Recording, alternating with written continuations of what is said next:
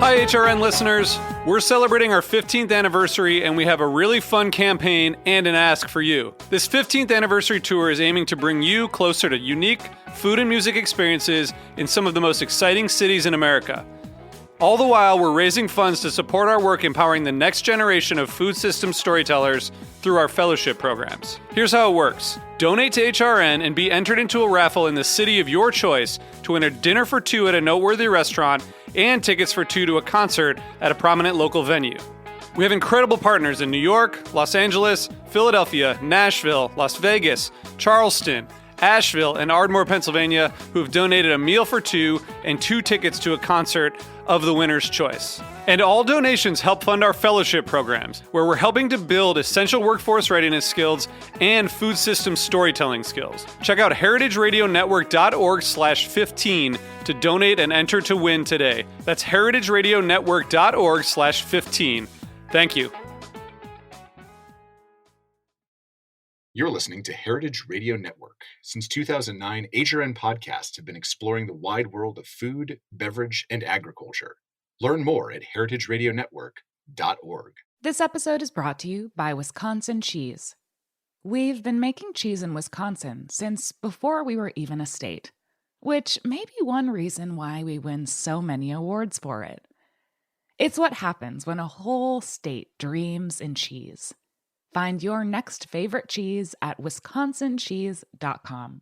So you don't shun the devil with your rock and roll, Lord. Knows that country music's gonna save your soul. The devil runs his groove in them rhythm and blues that sand. It's gonna get you, son, in the end. Welcome back to The Speakeasy. I'm Damon Boelte. I'm Sother Teague. And Greg Benson is in Ireland right now. I know, man. Aaron Gobra. I don't know. He's a traveling man. He did a lot of traveling over the holidays, and he's still out there in the world. Hopefully is he in Ireland? Because with our text thread, he said Dublin, and I was hoping he meant like Dublin, Texas, the home of Dr. Pepper. But you never know with that guy, to be honest. Yeah, he might be at a wedding. He's always at a wedding. He's either drinking a Dr. Pepper or a Guinness. Yeah, there's, I've heard it both ways. The new year is upon us. We took our studio break over the holiday season. How were your holidays, Sother? Well, I've created a new tradition, Damon. My second year in a row celebrating Christmas anyway by staying in bed with COVID. Oh my God. Yeah. So last year didn't get to travel for the Christmas plans we had, and this year interrupted. This is crazy. Natalie and I 10-year anniversary. Oh wow! Congratulations. Yeah, we met on December 22nd, 2012. Incredible. Wow. When the world was supposed to end. How fitting that you had COVID 10 years later. Yeah. Well, that's great. Good for you guys. Please send my love to her. And will do. But it's been almost a month since we last had a show. How many bars have you opened since then? Well, I got to tell you, man, we were remodeling one. So we're taking Fragile Flower to a different place. That was our dessert and wine bar. We're remodeling it into more of a sweet shop, kind of come in, grab some cakes and cookies and whatnot and go. Cool. We are opening a new one. It's called Mushrooms and Beer. It's going to be all mushroom menu and beer. I'm not kidding. Dude, that's like half of my tattoos. And all of my life. Yeah. Mushrooms and Beer. It's going to be pretty cool. We're going to run it as a pop-up. We have this little incubator space, 14 seats. It's a counter. And we think that we can do things in there as like incubator projects. And if this kicks off, then we find a larger space for it. If not, at the very least, we can glean all of the dishes that I create for. I'm creating all the dishes for this one. We can glean all the dishes and spread those dishes out to our other properties. So either way, it's a win. But I want to talk a little bit about losses too. Wrapping up the year, you always kind of look forward and look backwards. And we opened up Avant Garden LA in Los Angeles on Melrose, and it spiraled out of control and it tanked. We had to pull the plug even before New Year's. Oh man. Yeah, we kind of went in there with a bunch of hubris. It's one of our leading properties, Avant Garden here in New York. It's our oldest restaurant. It's 8.5 years old, and we just thought it was going to be an automatic home run. And I don't think we leaned in hard enough. So it's kind of a hard lesson learned as a business person, but it's we're going to take it as a lesson. We're not going to. Mandela famously said, "I never lose. I win or I learn." So we're going to try and learn from this. We are going to do something else with the property out there. I don't want to talk about that too much yet, but it's going to be pretty cool. But yeah, we learned some hard lessons out there, and I think that it's important to mention that stuff. You can't always put the shine on everything and kind of fool people into thinking that your life is perfect. It suddenly skews the balance and makes people feel bad about themselves. Well, so I'm also, willing to. Yeah, go ahead. Yeah, well, I was just going to say, I mean, you open a new bar like every 2 weeks, so it's like, there's going to be some, there's going to be some loss sometimes. Yeah, totally. And I just, I think it's important to mention that stuff. It's not all home runs. That's impossible to upkeep. So sometimes you whiff, and I think we just went at it with too much. I guess hubris is the right word. We thought it was going to be so easy, and it was not. And it was our first property outside of the East Village. We should have known from that alone that it was going to be difficult. But we still have the property for the next. We signed a 10-year lease. We have to get at least past 2.5 years before we can even negotiate breaking that. So, because we still have the property, we are planning to do something in there. But we had to dismantle it, and it hurts. But life goes on. Hey, new year, new projects. Well, new year, new life. In your life, what's going on over there? I got a dog. Yeah. I haven't had a dog in many, many years, but you live in New York in an apartment. Now you got your own little private ranch situation going on. Yeah, I got room for a dog, and it's a big dog. We adopted last weekend. There was a big push at the Oakland Animal Shelter. They said we've got to get 50 dogs into families, into homes, or they're all going to, unfortunately, be euthanized. And we're like, no, fuck that. So we met this really great dog. It's a husky mix. His name is Bon Jovi at the shelter, which sorry for any Bon Jovi fans out there. I can't let that fly. So we're trying to acclimate it to something close by. So we're calling him Joey. But he's a big old puppy, and he's great. Doesn't bark, doesn't jump, knows some tricks and commands already. It's awesome. I haven't yet, fed him beer or mushrooms. Certainly, but that'll come. Yeah. We're still in week 1. Joey, that's Joey's good. It's close enough to Bon Jovi. Exactly. Yeah. The sounds. I don't know if you know this, Damon, but they don't understand the human languages. But the sounds, they get the sounds. Yeah. So I guess that's pretty close. Joey, Bon Jovi, that's close. Yeah. That's great, man. He seems to be responding to it. So I've got a new drinking buddy. So we're gonna create a lot of experiences and stories together. Speaking of stories, I mean, we should get into the show today. Yeah. This show, as you mentioned a little bit earlier, this is our 497th episode of this. 497, yes. 497. It's crazy. We're coming up on 500 quickly, and that'll happen this month. Or sorry, no, I guess it'll happen next month. But God, this month's already over halfway over. Jesus. Yeah. Holiday breaks throw things into chaos. Yeah, seriously. But I mean, the cool thing about this show is we've met, I wouldn't say 500 people. We've met probably 3 times that with this show. Oh, for sure. And a lot of stories have been told, and we're going to hear about some of those today with our guest, David Main. Up in Oregon, our coastal neighbor to the north. Welcome to the show, David. Hey, thank you for having me. Absolutely. Thrilled to be here. Yeah, we're super excited. Yeah, David, super excited to have you on. You and I have been friends for a little bit of time now, and you've been working on a project all this time. About exactly what Damon was talking about, storytelling. You are the creator of Happy Hour History, and we want to talk a lot about that today. So let's jump right in. Talk about Happy Hour History. It's infotainment is what I call it. Infotainment, edutainment, infotainment. Yeah. It's both. So it's Look, everything if you can you could educate ever and entertain want. at the same time. That's the magic recipe right there. Anything you could ever want in a piece of content. Right. So yeah, it's a streaming series where we just weeks ago got up on Amazon Prime, and so now finally, after many years of development, of which Sother has been a rock and a great support and a connector, and will be in the second season. Yeah. We tried to, we were gonna get you in the first season, and then that weird thing that transformed the globe for the last 2 years came up. And Well, a thing that will eventually be an episode of Happy Hour History, I assume. yeah. Well, it's an interesting parallel because it was like, 100 years ago was the other big one that, ripped through the world. And yeah, it's a fascinating story. And the reason it got the name the Spanish flu was it was the Spaniards who actually wrote about it in the media. Everyone else was trying to hush it up because they didn't want it to affect the morale of the soldiers in the home front during World War I. So everyone was like this, yeah, don't talk about that. And the Spanish were like, wait a minute, there's this thing happening here. And so then because of that, because they actually did the right thing, they got blamed for it. I mean, that's hilarious. Yeah, you got your little scuffle going on, but you realize the world is being scourged right now, and because we're going to bring it up, we're going to get the blame. The squeaky wheel gets the flu. Exactly right.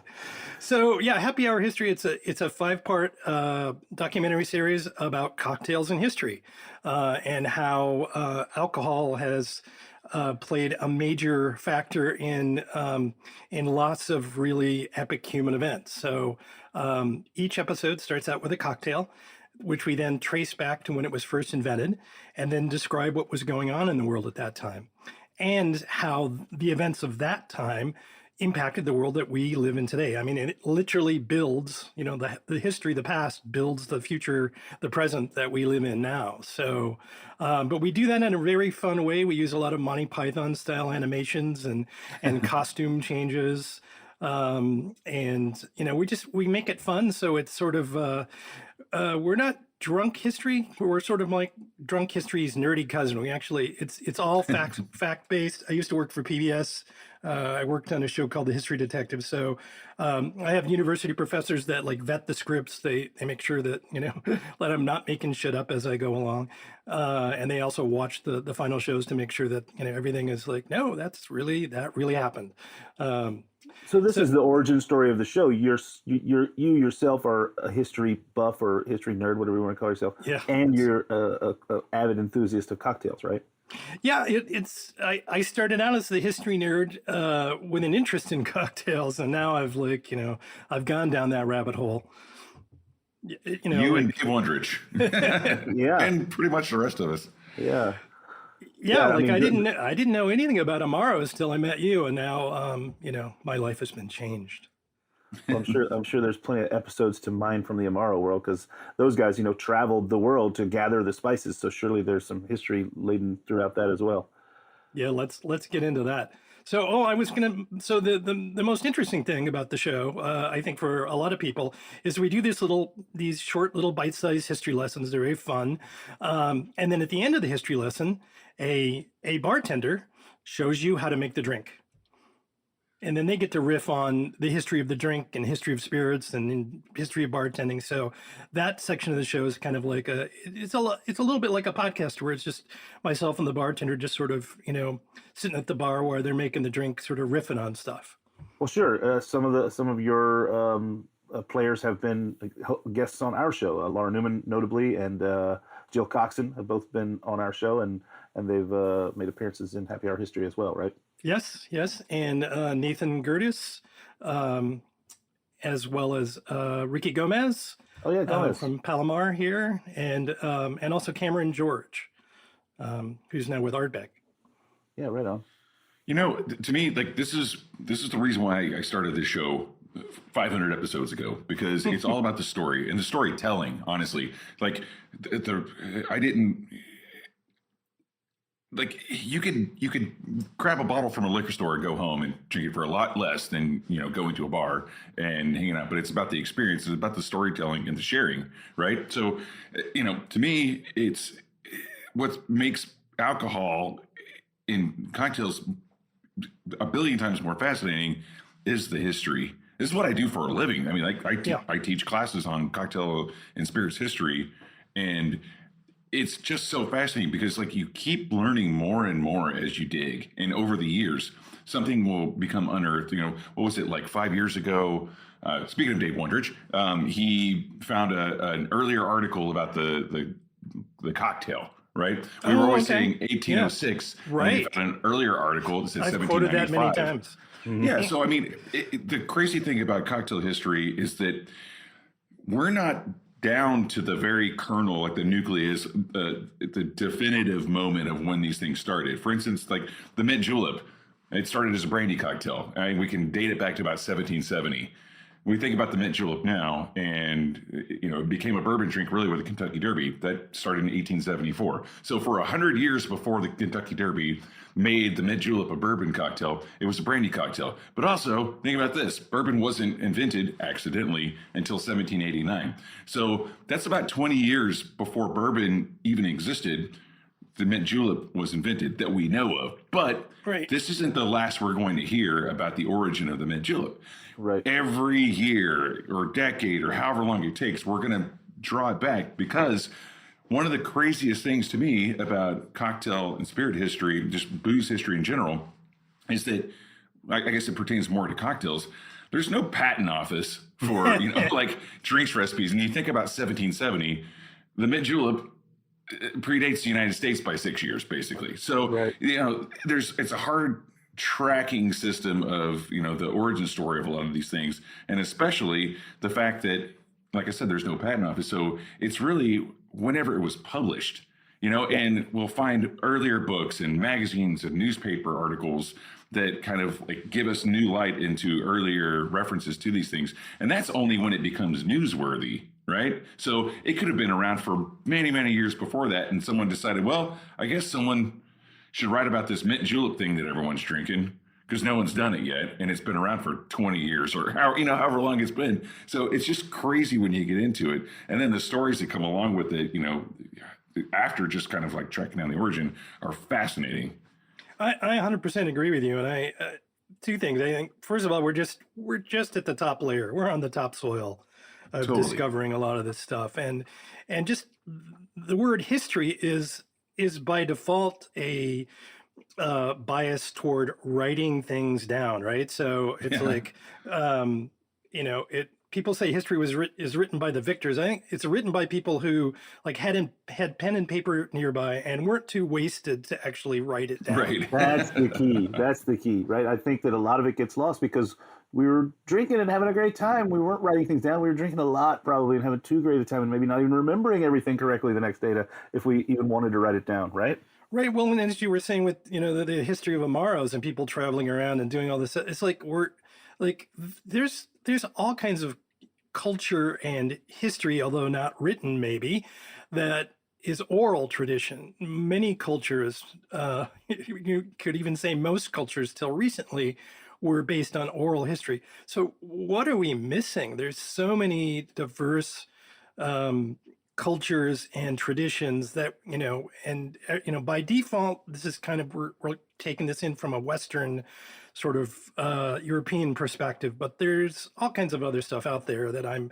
really excited about. There's a guy out of the University of Pennsylvania, or it's Penn maybe, and don't ask me his name because I can't pull it off the top of my head, but he does like archaeology, drinks archaeology essentially, and they're finding stuff going back in terms of finding like residue, molecular residue in certain containers that go back like 9,000 years, and they're cocktails. They're not distilled spirits cocktails, but they're mixtures of various fermented things as well as herbs and fruits, and so this tradition is endemic, I think, to humans.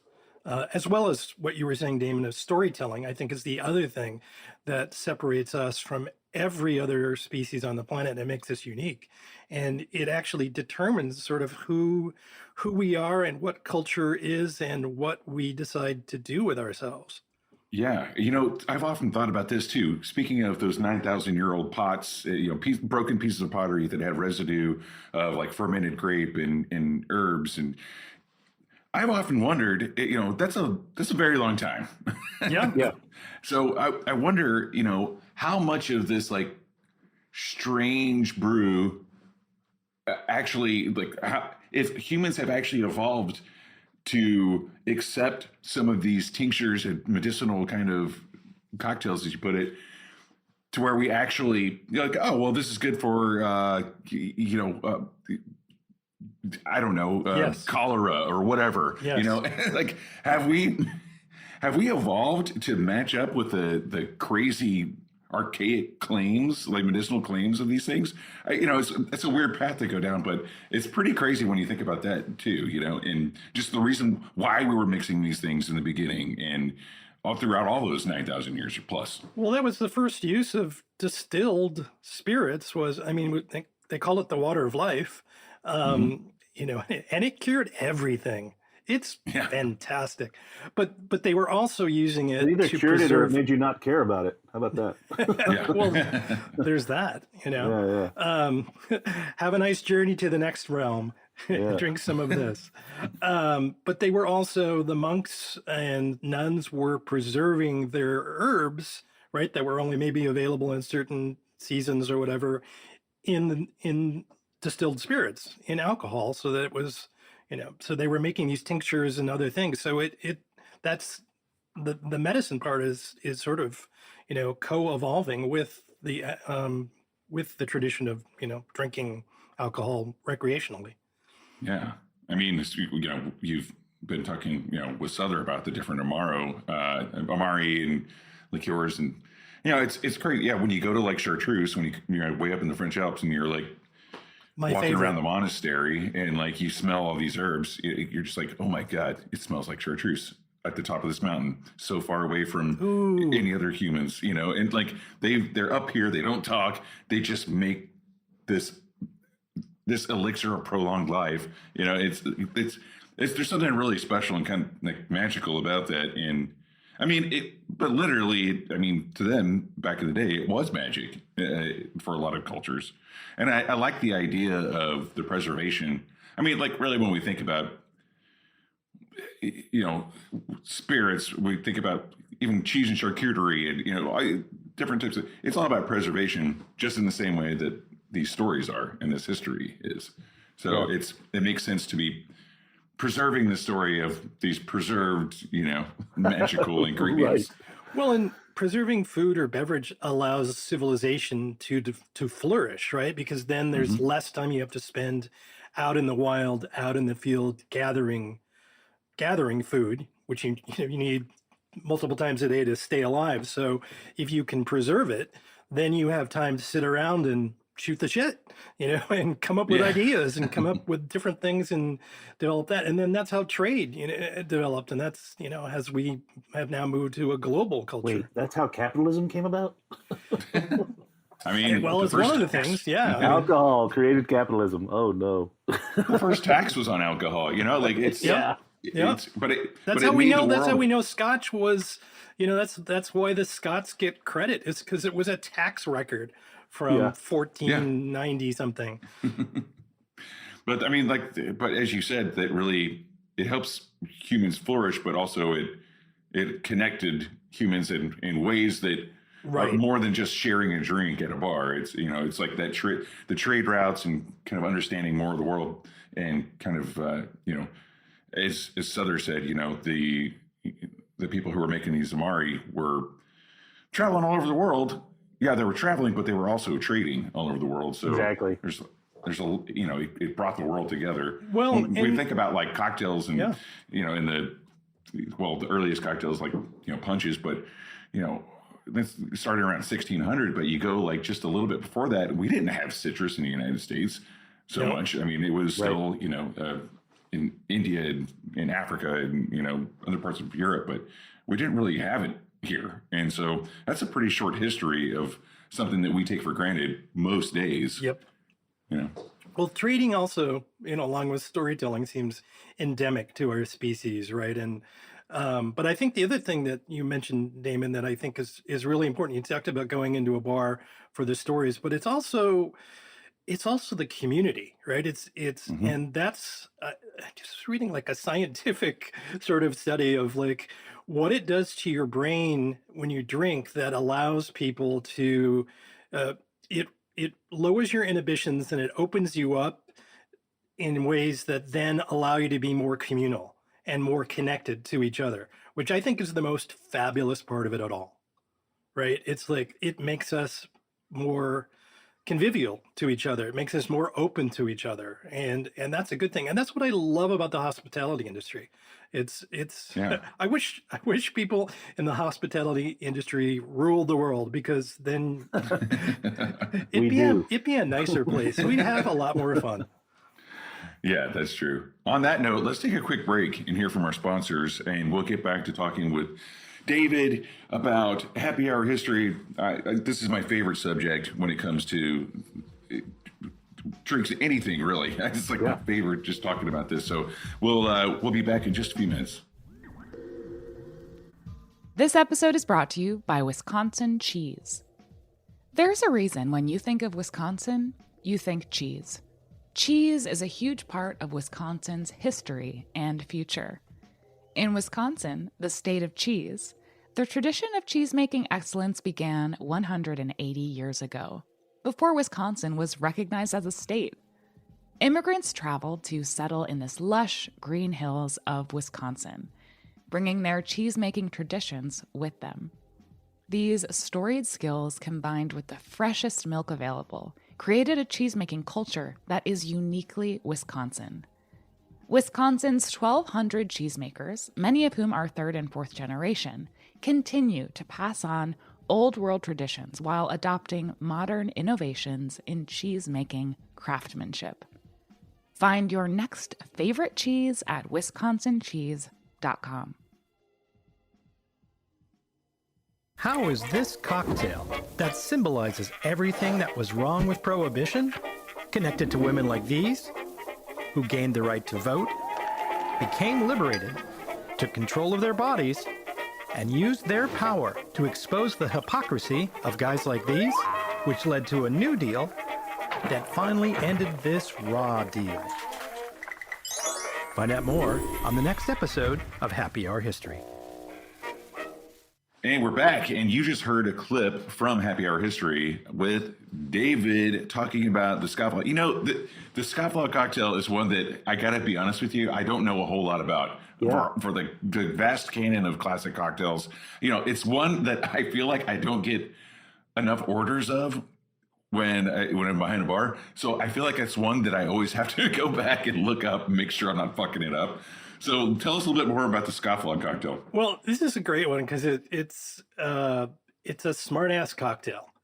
It was invented by a bartender in such a way to sort of basically give the middle finger to the prevailing culture of Prohibition. So somewhere in the mid 20s, I guess. Wait, so you're implying that bartenders are slightly counterculture?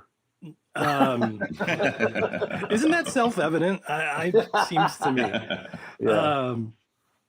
So somewhere in the mid-20s, this conservative newspaper magnate who was very pro-prohibition, was asking his readers to come up with a word to describe what was going on in the world at this time, because Prohibition was happening, and the country was really divided, kind of exactly like it is today, with the rural parts of the country being very for Prohibition, at least on the surface. There's tons of moonshine going on out there. But in the big cities, people were like, no way, we're not doing that. And so speakeasy had developed, and men and women were drinking at bars together for the first time, which was, the major innovation, and I think the best thing that came out of Prohibition. And because all that was happening, and women were now sort of coming into their own, they had entered the workforce in huge numbers. And also, as well, African Americans were entering into the workforce in huge numbers too. So there was like a side, a whole separate culture of Black Americans who were, doing their own speakeasy. They unfortunately having to be segregated from the rest of the country because of institutional racism.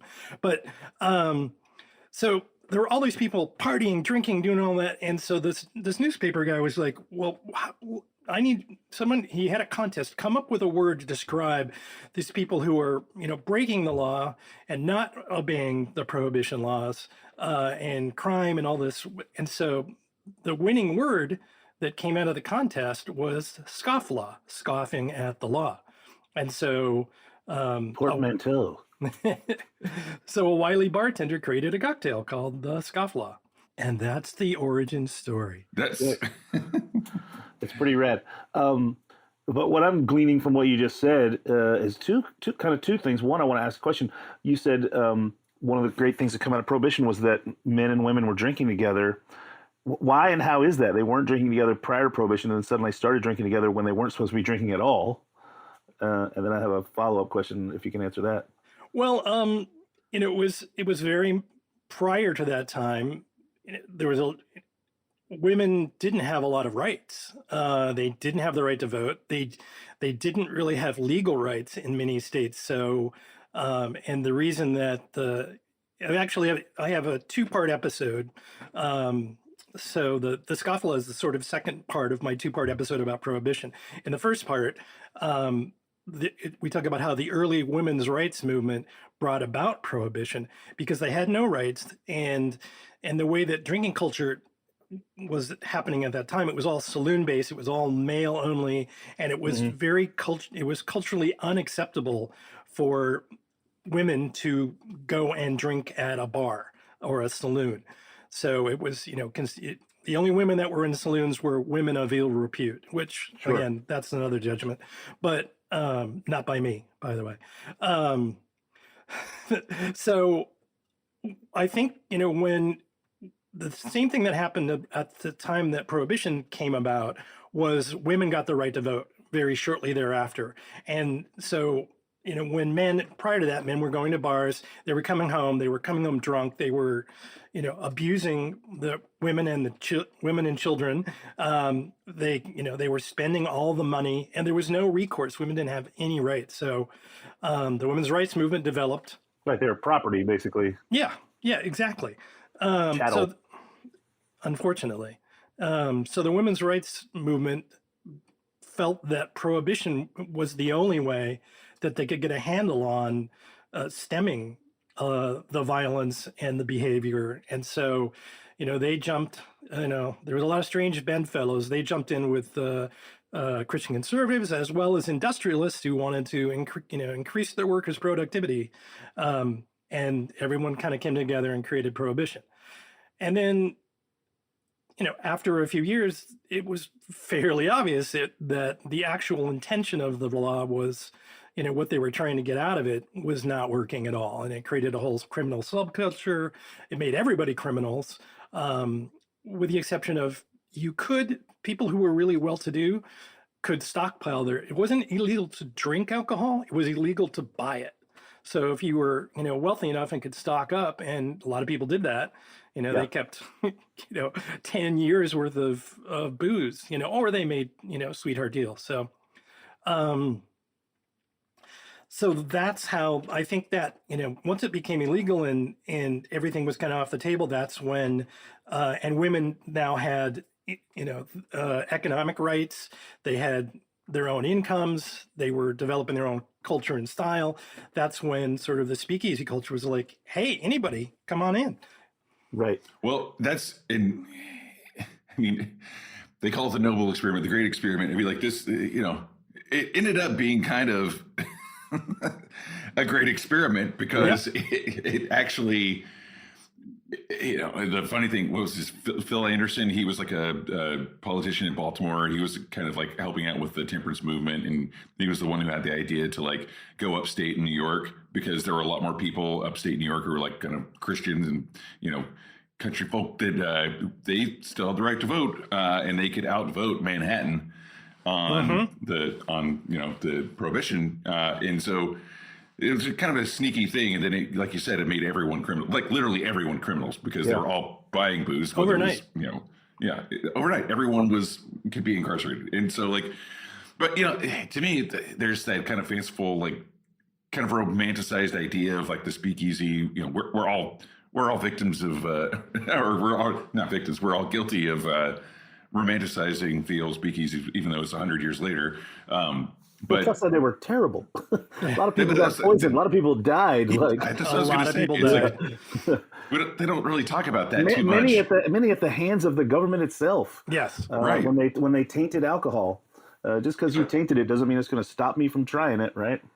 Well, and the people that were the anti-saloon league, they were all for that. Wayne Wheeler was the main guy. He was kind of like the Karl Rove or whoever of his Sure. day. Some people may not get that reference, but he was a political genius, and he knew how to he did wedge issue politics, and he was the main force behind Prohibition. So yeah, he realized that he could recruit enough conservatives, and a lot of it were Christian conservatives from rural areas, and outvote the rest of us. And the rest of us, I wasn't there. the city folk.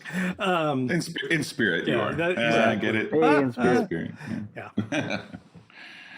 Lots of puns on this show. Yes. And so then following up the scofflaw thing, women got the right to vote, and then it became obvious this thing really just wasn't working.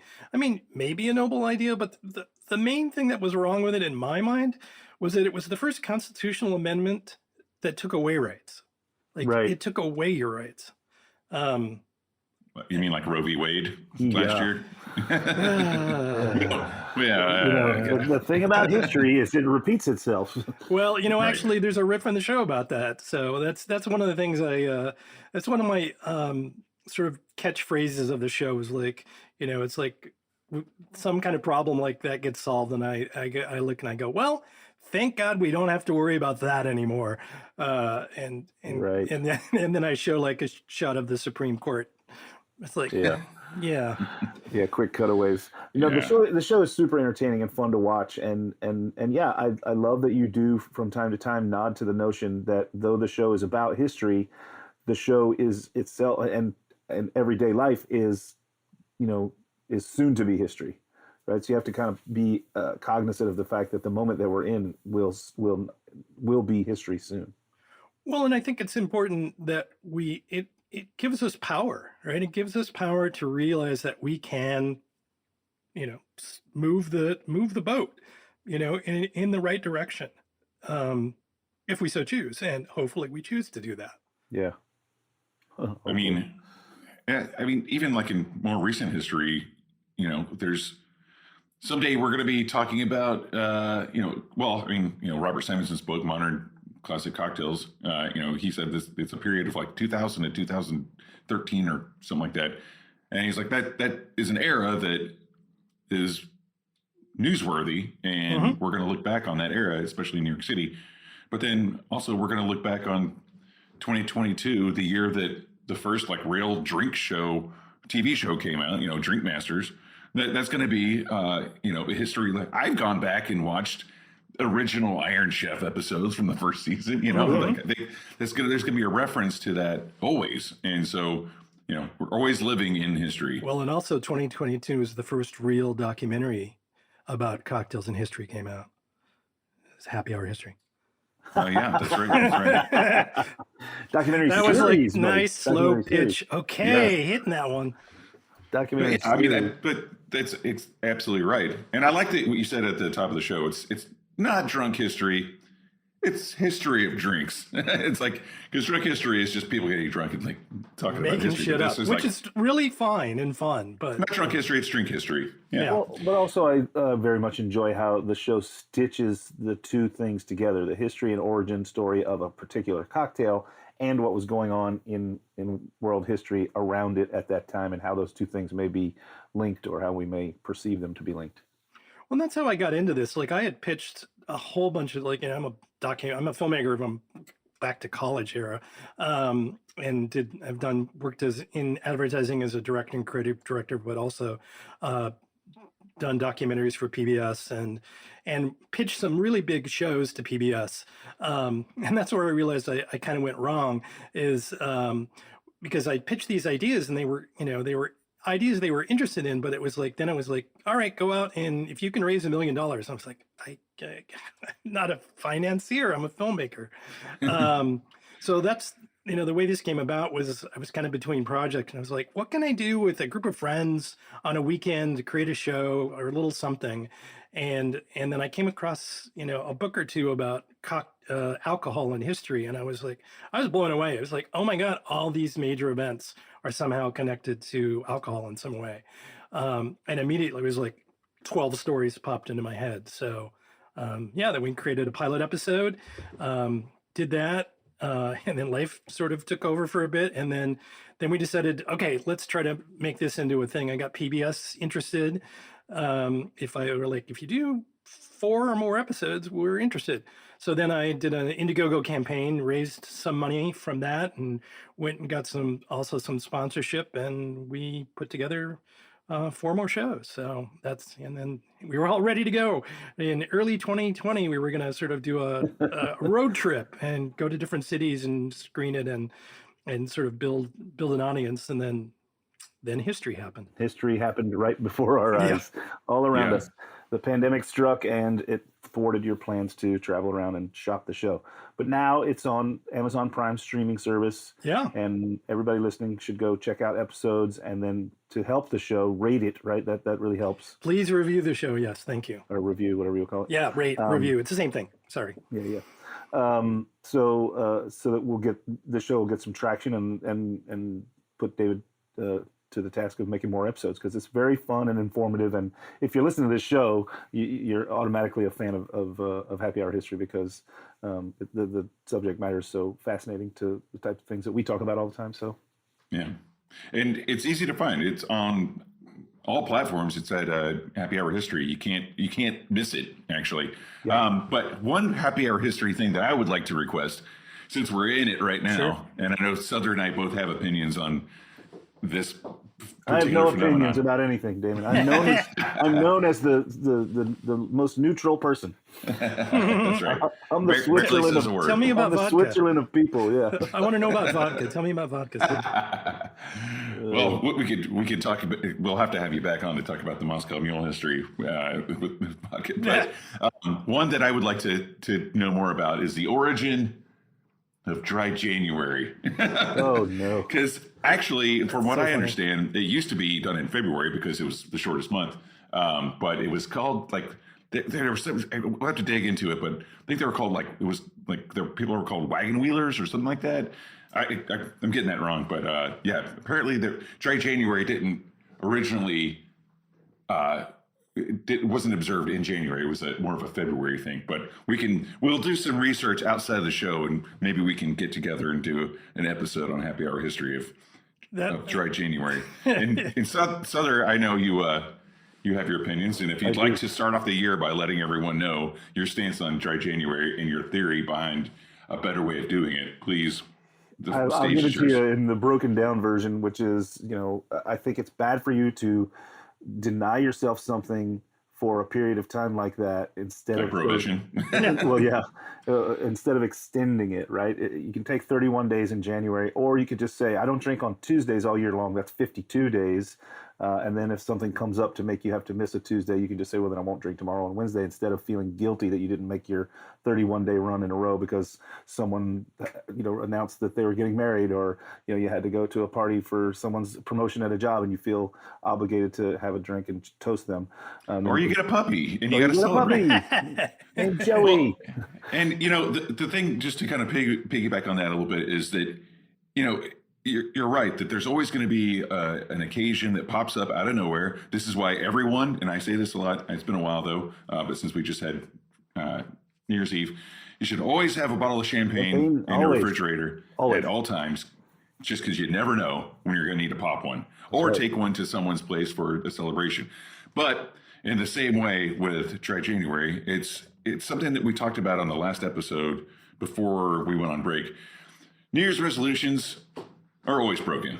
That's right. Look back on the year with reverie and enjoyment of the great things that happened, So, but if you're doing dry January, kudos to you. I'm just saying, don't feel bad if you fall off. And, I just want to throw in my third real gripe about dry January, which is if you listen to this kind of show and you hang out and do dry January, you're doing a disservice to all the bars you love. Like, it's really kind of weirdly crippling to business. It is You know, actually. we all feel it. We all have to like cut staff, pull back on hours, change our ordering habits, which limits our ability to get discounts on on invoices. Like it's Screws up our Pappy Van Winkle allocations. man, oh man, man, oh man. It just Anyway, seems to fit in with the whole American puritanical sort of zeitgeist that we have as part of our culture, right? It's like it becomes Self-inflicted this. prohibition. Well, yeah, and it's super judgy. It's like it's marketed now. It's a marketed thing, and it's super judgy, and it's super puritanical. And it's like, here's what I think, though. This is my opinion on it. Is like, I have friends who are like, "What's this?" I have a friend that said, "David, what is this dry January thing? Is that really a thing?" And I always he enjoys his beverages, his adult beverages. I think the idea of fasting anything, we got social media, alcohol, weed, whatever, food, like the very fact that you could like do some self-discipline and say, for this many days I'm not going to do it or whatever, is a good thing, because we are creatures of habit. We're habitual creatures, and we do things a lot of times without thinking of it. So to be able to sort of realize that you can master that at some point, I think is really valuable. But the fact that you have to do it 30 days and all, I mean, who made that up? Somebody made that up, as you said. And I don't know the origin story, but it's like the ghost of Carrie Nation. History repeating itself. Poor Carrie, that woman went through a lot. So, I mean, it's a little, I mean, she was whack, but, the reason she was whack was, life circumstances were bad for her. So it's like, I don't like anything that makes people feel bad, Right. And so don't feel bad. Like, if you don't want to, don't drink for a few days or a month or whatever it is that you want, but don't do it because people are telling you or that you have to or whatever. Do it for yourself. Do it for self-empowerment. Yeah. And on that note, I think I want to talk about one last thing that I think ties things together strangely. I used to work in television as well, but I know that in TV and in filmmaking in general, the last shot, the wrap shot, is known as the Martini Shot. It is. So So any input on why that is? And then we'll have our Martini Shot here because it's time to wrap the show. I am sadly embarrassed to say I don't know what that is, and it's like I've been saying it for years. All right, it's the Martini Shot, and I have no idea. But I did drink a lot of dry martinis, or dry and dirty vodka martinis back in the day that I was working in advertising, that was my gateway cocktail, believe it or not. Yeah. Well, just to kind of clue you in on the history of it, it's actually not named after the last shot, the film shoot. It's actually, everyone would do shots of martinis. Oh, all right. I like that idea. Which I like to call martinis. I just made that up, but dude, I believed it. No, because he speaks with authority. Let's just make that the history. Shots of martinis. It was just a common phrase when, don't forget when film and television became a thing. That's, in the 50s or so. That's when martinis were a big thing to go out and drink. And I think it was just like we're wrapped, we're done. This is the end of it. It's time to go get a drink. Yeah, it must be like start mixing the martinis now because this is the shot. Yeah, exactly. Get that pitcher cold and diluted. Well, man, really great to have you on, David. Thank you so much. It's been far too long. I've been wanting to have you on. Finally excited to know that Happy Hour History is up and operational as a streamer on there. Amazon Prime. We'll point out regular Amazon. You don't need Prime. If you don't have Prime, it's fine. Amazon, whatever it is. But if you have Prime, it's that's good too. Yeah, we'll point people over there. We'll try and get people to get on there and check it out and hopefully review it, and that way it'll get picked up by some station and the show can go on because it's really, really a lot of fun to watch. And I don't know. I think the cool idea would be to mix yourself up some scofflaws and go watch the scofflaw episode.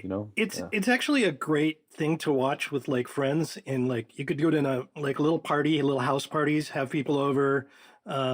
And watch the show and then make the drinks together. It's a real fun sort of group experience as well. And we have events. We're going to be doing events around the country now that the pandemic, I think I was told it was over. Where we do them at the bar. We'll show an episode or two and then have the drinks that are in the shows available at the bar, and it's a lot of fun. So Well, obviously happy to host at any of my venues.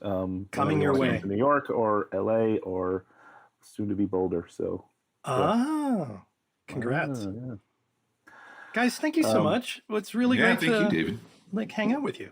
This is what we love doing. Obviously, we've been doing it for a very long time. Yeah. But yeah, this is my favorite part of this world is talking about the history. So really appreciate you being on the show today. Yeah. And can't wait to watch some of these episodes with my new dog Joey. Hey, Joey. And I think he's gonna like it. I think he's gonna like drinking. I think that friggin' dog hit the jackpot getting adopted by you, man. Canine approved. Yeah. Happy Hour History is canine approved. Yes. Yeah. You can really sink your teeth into it. Everyone go check out Happy Hour History on all platforms. It's easy to find, so go check it out. Give them a follow. Give some great reviews and ratings on the sites where you get to do that. And man, again, just thank you so much for being our first episode of the year. Great way to bring in the new year, 2023. And also check out Mushrooms and Beer and coming to you soon in New York City. That's right next door to McSorley's. Oh my God, Nice. That's dangerous. Yeah. Man. Well, that's it for the Speakeasy this week. Check out many more programs like this on Heritage Radio Network. And until next week, everyone, cheers. Cheers, everybody. Cheers. So you don't shun the devil with your rock. The Speakeasy is powered by Simplecast. Thanks for listening to Heritage Radio Network, food and drink radio supported by you. Keep in touch at heritageradionetwork.org/subscribe.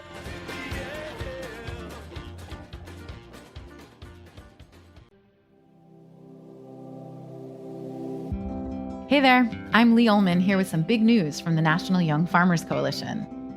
We're partnering with Heritage Radio Network on a special season of The Farm Report. It's all about what's happening with the Farm Bill and how it impacts farmers and eaters. I am growing diversified vegetables on land that's been in our family for 150 years. And so with the pandemic, gentrification, property values going up, we had to sell the land and we lost it. Join us as we uncover the untold stories behind this massive piece of legislation that shapes how we grow our food, what we eat, and so much more.